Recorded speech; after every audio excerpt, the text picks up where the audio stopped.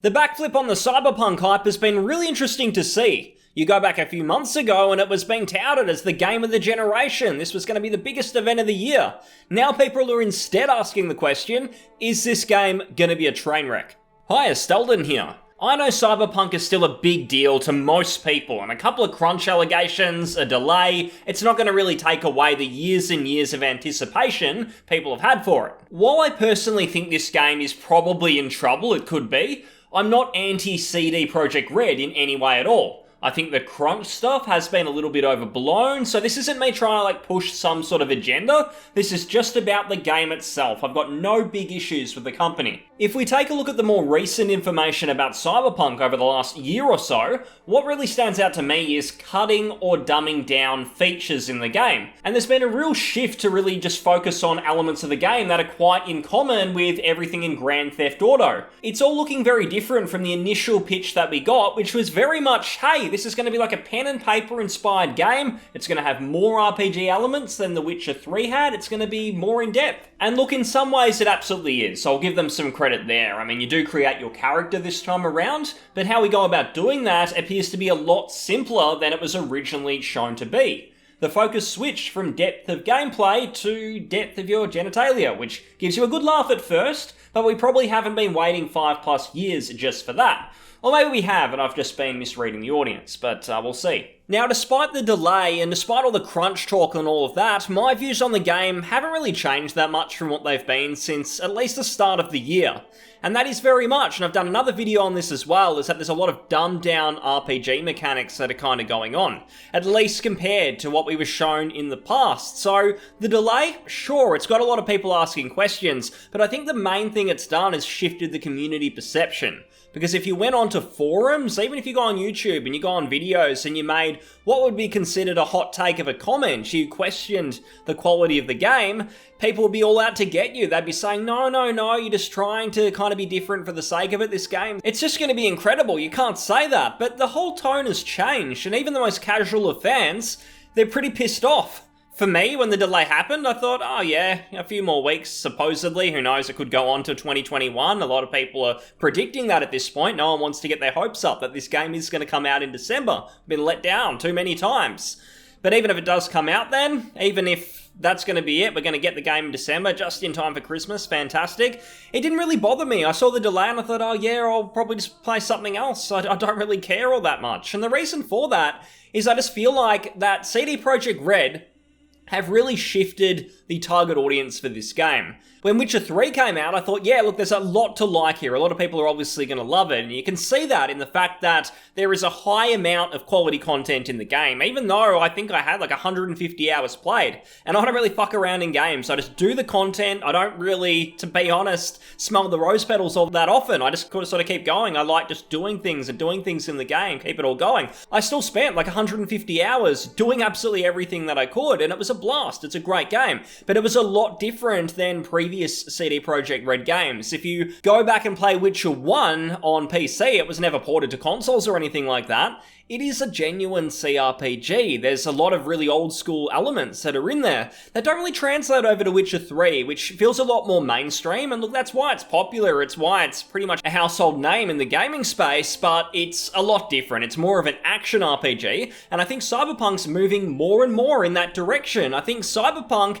is very much CD Projekt Red chasing the GTA cash cow. I think that's their focus now. I really think that they saw a gap in the market. They saw, alright, Rockstar, so you're bringing out a GTA, like every 10 years? There's a meme that goes around that we've had GTA 5 on like 3 generations of consoles. What was it? Like PS3, PS4, and now we're going to get a PS5, Xbox port as well. So it just keeps on going.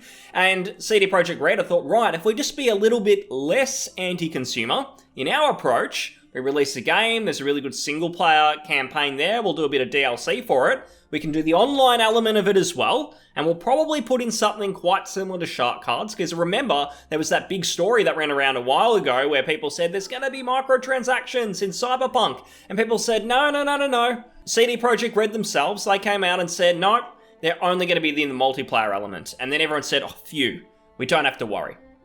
But I think we do, because a lot of GTA 5 and what a lot of people have probably found now is that the single-player campaign of GTA 5 was a bit of like a proving ground for the multiplayer. And the same could be going on with Cyberpunk. In fact, it could have been one of the reasons that it's been delayed and they've had so many development issues, is because they want to make sure all the elements that are going to be in the online portion of the game, whenever that launches, it could be a year from now, it could be 2 years from now, who knows, but they want to make sure it's all there and it's all tested in the single player, so they can bring out the multiplayer and they can get it right straight away. They don't have to do too much kind of troubleshooting. It can be a similar game that they're releasing just with the online elements. And then a lot of that audience who enjoyed the single player, they're going to go over. This shift, though, in the community perception is the really key thing to me, because you go back 3-4 weeks ago, and everyone was just talking about what's the most exciting thing that you're looking forward to in Cyberpunk. What are you going to choose? What are you going to base your class on? What are you going to focus on there? Your skills, your weapons? What are you going to do? Now it's all just the yellow text meme, because every time they delay the game or there's bad news, it has that yellow text. You get Simpsons memes. Oh god, that's when you know things are getting really, really dour for your game. Things are not going well at all. You've got your Miyamoto memes. It just continues. So there seems to be no end. And the problem is, when this game does come out, and I'm going to assume it's December, I know a lot of people are saying 2021, and I kind of mentioned it could happen, but I really don't think they'd be that stupid as to ruin all of this goodwill. And I wouldn't say that they've completely tanked it. I mean, there's a lot of casual people who probably don't care about this news. They're still excited. But you had it like everyone's hype was like up here.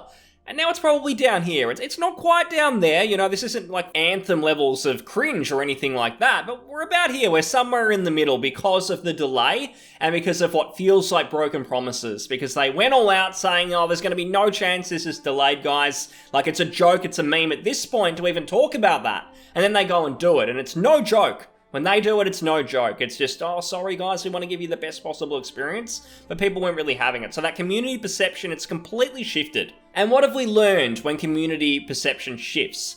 All of the criticism starts to come to the forefront, because if you look at the Elder Scrolls, you look at the Fallout series, under Bethesda, there were always problems with those series. There were always a lot of bugs. There was a lot of problems in there. There was a lot of dumbing down over the years. But people kind of, or at least people's opinions on that, were kind of just pushed to the back burner, and all that critical praise was at the forefront.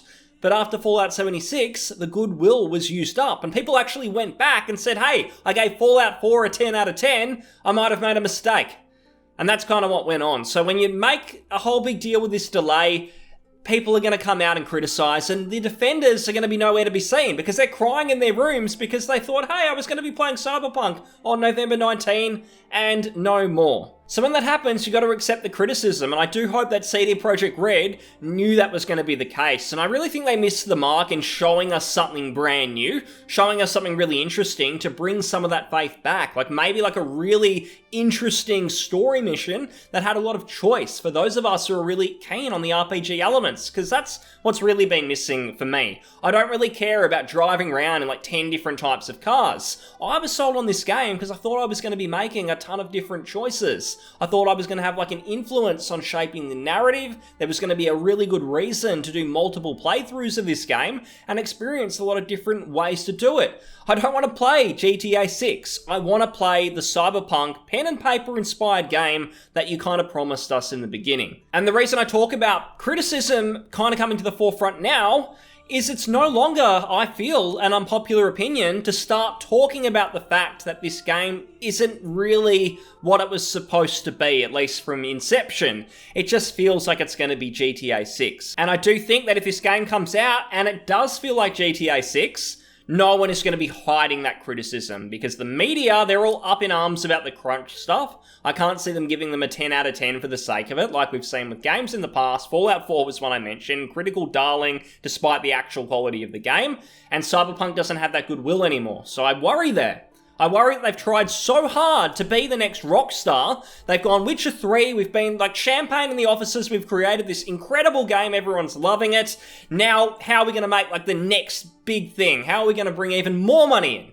And the only way to do that is probably Rockstar, because aside from Witcher 3, there's not many other games I can think of that generation. You look at like Red Dead, GTA 5, they're probably the only ones in that same kind of category. And that's what they've aimed for. They want that audience. They don't just want boring old nerdy RPG audience. They want the people who want to drive around fast cars. They want to shoot everything. They just want to fuck around. They don't really care about looking at their stats, making little decisions here and there, thinking about the replayability, because little Jimmy, little Johnny, he doesn't give a fuck. He just wants to shoot up a bunch of bandits. He wants to inject drugs into himself in the game. He wants to change his penis size. He wants to do all of those things, which is fine, but it's a very mainstream thing. And I do think with all the marketing as well, all the Keanu stuff, it's really cool. I like Keanu Reeves, nothing wrong with that, but there is that real mainstream kind of focus there, and I do think it's really stepped into the rest of the game. And I know they talk about, it's still going to be an RPG at the end of the day, but these days you can call anything an RPG. I mean, Assassin's Creed's an RPG. They're pretty much calling Far Cry an RPG these days. So it's a pretty broad term, and a lot of people have kind of come at me before, not just on YouTube, but any other areas of the internet when I say, look, I don't think that we should just be calling everything an RPG for the sake of it. And they turn around and they say, oh no, but you're playing a role of something. You do making a choice somewhere in the game. I saw on a menu somewhere you had to make a choice, so it's an RPG. I just think if you do that, it gets really boring to categorize games, because if we look at, let's say, Fallout 1, or even the more recent Baldur's Gate 3, that is quite clearly an RPG. You can look at all of the different elements in that game, and you can just very cleanly say RPG. When we look at Assassin's Creed Odyssey, the upcoming Valhalla, other people will say that's an RPG as well. Okay, but it's pretty clear that there's a very big gap there. And Cyberpunk, when it was envisioned, it was meant to be in that Baldur's Gate 3 kind of category. I mean, I'm sure it was never going to be sort of to that level of depth and all the things you can do in that game. It's very, very cool. I always knew it was going to be pretty mainstream. I wasn't going to delude myself with that. But I think they've gone too far in the other direction. And look, the devs still say, and a lot of people hold on to this, that they're still saying this is an RPG at the end of the day. That's what we're designing it as. And the marketing side of things, a lot of people defend this part as well. Oh, they just want to kind of market to those mainstream people to bring them in. But don't worry, the game's going to have a completely different focus. It's not a big concern. Well, I am concerned. You see this delay.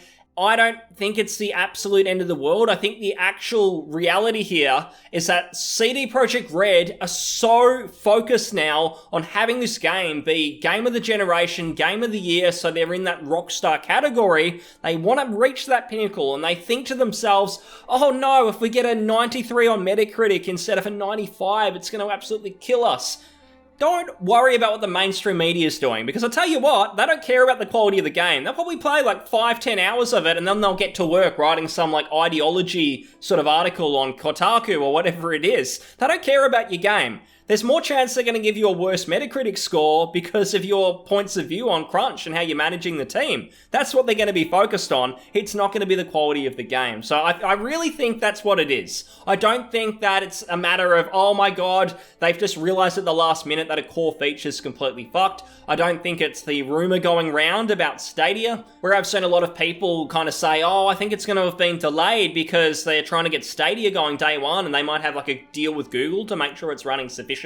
I don't think anyone in their right mind would be stupid enough to hold the game hostage, essentially, to the rest of the gaming audience for what, like the 1% maybe of people who are on Google Stadia? I don't think anyone would have set up a deal where if you couldn't get it working on that just shitty device, whatever it is, it's not even available in my country because our internet's too shit. That's really sad. But they wouldn't do it over Stadia, basically. I don't think that's it. I really just think they're trying to make this the second coming. It's going to be GTA 6 pretty much with some RPG elements, and they're worried that if they miss the mark even slightly, their plans to dominate the online space with their online application that they're going to bring, the Cyberpunk Online, whatever it might be, in a year or two, they don't think that it'll have that weight and it will really compete with GTA Online unless this game is everywhere being marketed, 100 on Metacritic. It needs to be there to make this happen. So my views haven't changed. I think Cyberpunk's going to be a very dumbed down game. It's going to be more like an action game. You'll have a few choices here and there, but it's going to be more like a Fallout 3 than a Fallout New Vegas, to give a bit of an example and a comparison.